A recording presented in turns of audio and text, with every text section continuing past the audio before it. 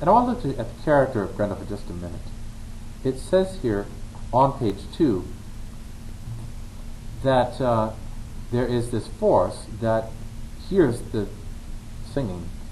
It says, "The mighty spirit who dwelt in darkness angrily endured the torment of hearing each day, high revel in the whole."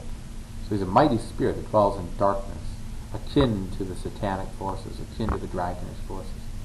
Thus the noble warriors lived in pleasure and plenty until a fiend in hell began to contrive malice. The grim spirit was called Grendel, a famous march stepper who held the moors, the fen, and the fastness. He's out there in the wilderness, in the chaotic area outside of civilization. And Grendel comes to kill the men of Herod. And he bursts in one night and devours them and eats them raw. And in the morning the men wake up and there's just blood everywhere. And oh my gosh, what do we do with this? This is horrible. Well, they try to fight him. And they can't fight him. They can't pierce him with any swords. They can't drive him out. And he keeps coming back night after night until eventually what happens is that nobody wants to go to Herod anymore. Herod becomes a place of terror. You can't sleep there at night. You're going to get devoured. Grendel then, effectively, makes Herod an empty shell. And again, the psychology of the story is very interesting. That what's happening is that the world is being made an empty shell by the violence and terror of this demonic devouring force. What's to stop it? Well, along comes Beowulf. And Beowulf offers his services to Hrothgar to try and rid him of this whole. Beowulf is not, you notice, a Dane. He's a Geat from across the sea. Relatives of the Danes, the same people, but he's not a Dane, he's a Geat. And this Geat comes across the water and he seeks to rid Herod of the Grendelian terror. But there's something that infects the Danes because of Grendel, and this is part of the author's point. This disease that infects the mind of people when they are besieged with awfulness or horror or disaster. I call it the Grendelian effect. And the Grendelian effect is an effect where other people, seeing the disaster imminent on them, the doom that's imminent upon them, tend to become like that doom. They become like the monster that's trying to devour them. And we see this Grendelian effect first when Beowulf arrives at the land and he meets the watchman. And the watchman greets him with very strident tones. "Who are you? What are you doing here?" Well, he even admits later on, I'm sorry, I'm afraid. That fear has spawned hostility. And the thing that holds together community, society, the glue that holds us together as a people is manners, courtesy. How we treat each other makes a difference between how we are as a society. And when we become terrified, when we think that our doom is near, there's a tendency to get rid of manners, get rid of courtesy, get rid of all the conventions of society. And we end up distrusting one another, hating one another, being violent towards one another. We see that first with the watchman on the hill, and this is the first obstacle that Beowulf has to cross if he's going to defeat the Grendel. We see it again in the next character of Unferth.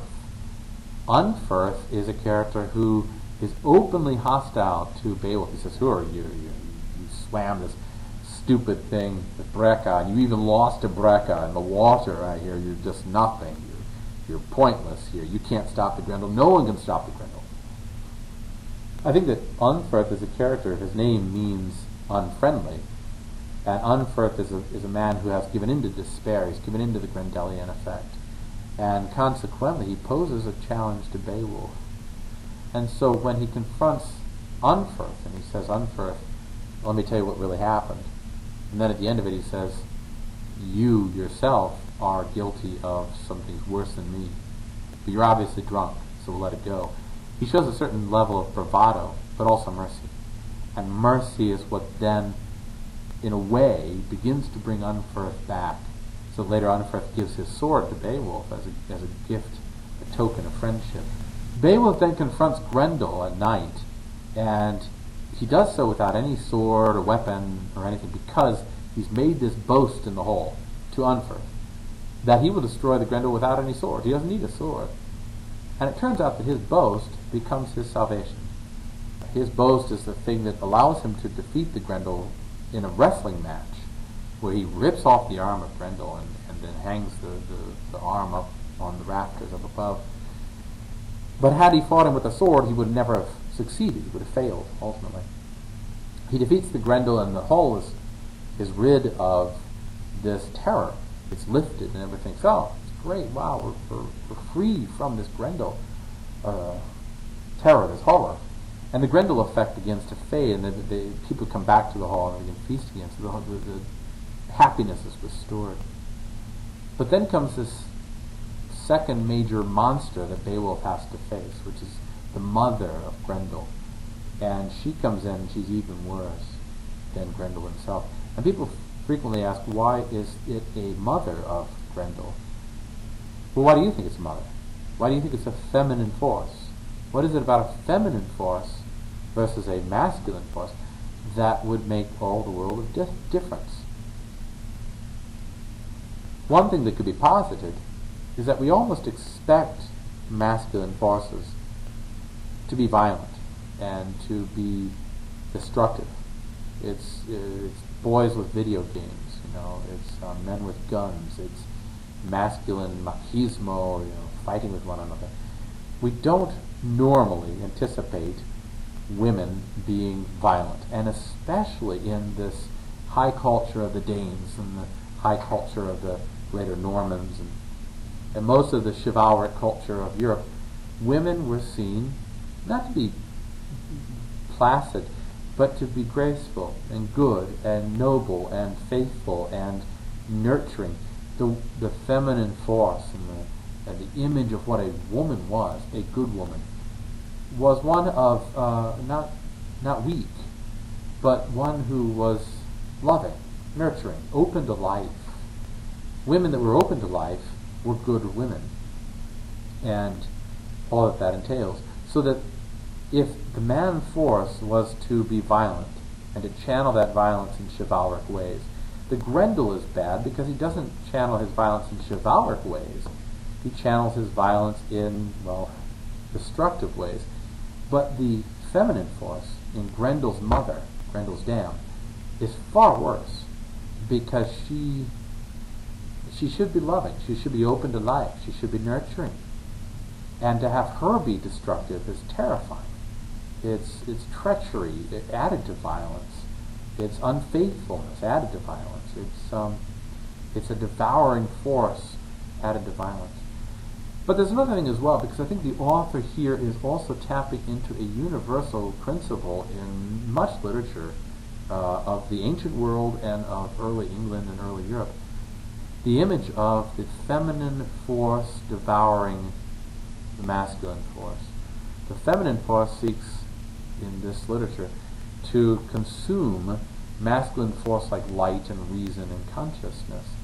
And so Grendel's dam is far worse than Grendel, because she represents this all-consuming power that wants to engulf everything, and almost like a helicopter mom gone wrong.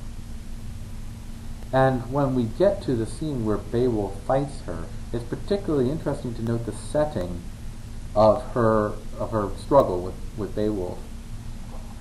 Notice that in this diagram, Beowulf goes down into the water. He goes down into a watery territory. He crosses a watery territory, and then he comes back up into an underground cavern where Grendel's dam is. There's sort of this cavern in the water where he fights her in the dark. That image is the second of 3 water crossings that occur in the course of the book.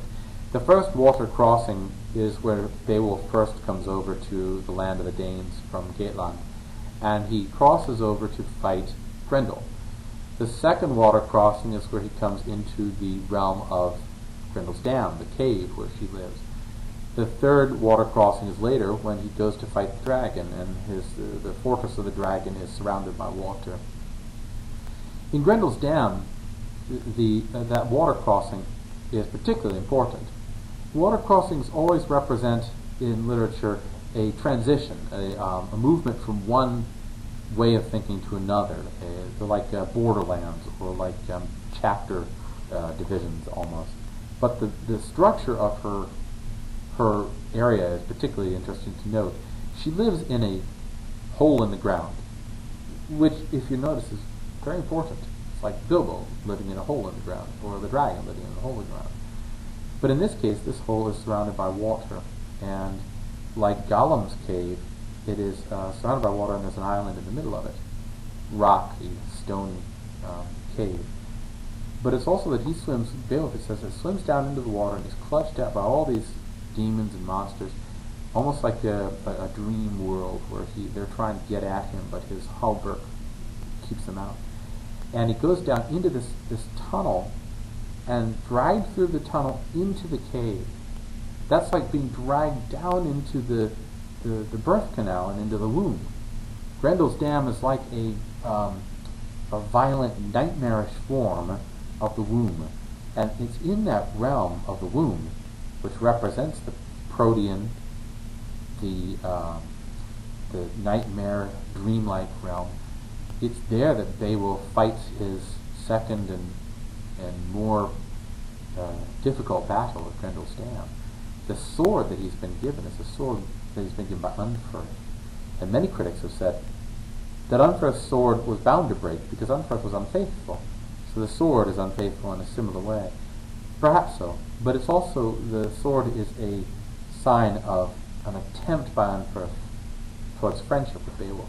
It's almost like Unferth sees in Beowulf a greater man, and he wants to be part of that greatness. He wants to share in that greatness. And for a minute, he's almost redeemed. But then the sword breaks. And Unferth, we know later, goes on to kill the sons of the king, his own nephews, smothers them. And so he really is a character who is almost redeemed, but not quite. Beowulf goes down into the cave then, and it's there that he strikes out at Grendel's dam with Unferth's sword, and the sword breaks. And he's left without a sword at all against this terrifying monster down in the dark, this nightmarish creature coming at him in the dark. And what does he do? He has to have a sword if he's going to defeat this creature. He can't fight her the same way he fought Grendel. And he sees on the wall over behind her is this sword, which is described as a giant's sword. But it's a problematic image because it's a giant's sword, but it has images of the flood of Noah on it. The flood that wiped out the giants. That sword that the giants build has an image of what later wipes them out. So the sword almost is like protection against their ruin, and it fails, they get ruined. And then Grendel's dam has it down in her cave because she seems to know it's the only sword that can kill her. And she has it down there in the cave, and she has it down there in order that it not be used by anybody to kill her. But she's made the mistake of bringing Beowulf down into her cave. So he's there, the sword is there. And he grabs the sword, and it's with that thing that he hacks off her head, takes off her head, and then the sword melts. And there's nothing left but the hilt. And its only purpose seems to have been to kill Grendel's dam, and it seems it does its job, and so what else is there for it to exist for? Once he's killed her and the water turns bloody and everybody thinks he's dead, he comes out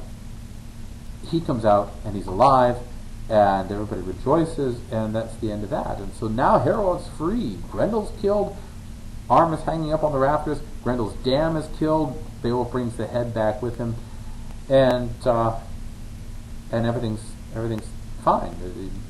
Beowulf is showered with gifts by Hrothgar, and he goes back to his own land in order to become king there, which is another crossing back into his own realm, a water crossing back into his own realm. And that opens up the last chapter of the story. He's crossed over back into his own land.